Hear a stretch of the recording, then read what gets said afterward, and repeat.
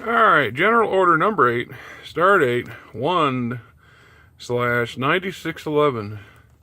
Upon sighting a warship within Federation space and identifying it as belonging to a foreign power, the commander of the Starfleet vessel shall determine the reason or reasons for the craft's presence in the vicinity. If there is a conclusive evidence that the vessel has hostile intentions, the Federation vessel may take appropriate action to safeguard the lives and property of Federation members in such cases. The commander may use his discretion in deciding whether to use force to disable the hostile vessel. However, care should be taken to avoid unnecessary loss of sentient life. So, that's kind of a given, wouldn't you think? But I can understand why the Federation would want to have a standing general order in what's acceptable and what's not in this particular scenario or situation. I'm sure that there's probably a dozen or two regulations that deal with the various nuances of encountering warships or ships in general from a known hostile power. And it wouldn't take a lot to, we do that today. Our navies will challenge any foreign nation's naval ship as it comes into our waters or into sensitive areas we deem necessary to protect. So, that said, you can have to look at the part where it says discretion.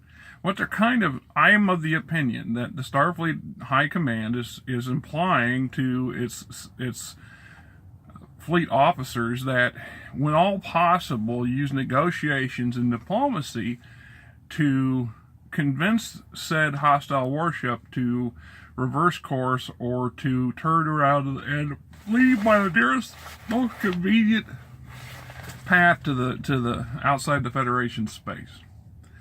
Last result, the last thing you want to do or should have to do is physically open fire on an enemy vessel, because you risk escalating what could be a seemingly minor infraction or incursion to a full blown out war, especially depending on what particular hostile race you're dealing with. You also risk biting off more than you could chew, so to speak. Obviously, there's a lot of Starfleet vessels, patrol ships, destroyers, scouts, things of that nature, that are nearly not suited for taking on one-on-one a heavily armed enemy vessel, assuming that's what it is. But you know what? It doesn't necessarily have to be a warship. It doesn't have to be Klingon or Romulan or Gorn or 100 other potential hostile enemy warships. It could be merchants. It could be merchant freighters. It could be utilitarian ships. The Romulans are well known for being their clandestine operations and using any means possible to keep tabs on their opponents, which would include the Federation. Oh, excuse me. Also, in the later series, in the later years, you can also include the races like the Ferengi in this, because the Ferengi Marauders, although, quote, a merchant ship, is heavily armed and shielded, and not all Ferengi are cowering, weak-willed individuals. They don't rise to be the captain of a merchant marauder and not have some gumption. Just saying here.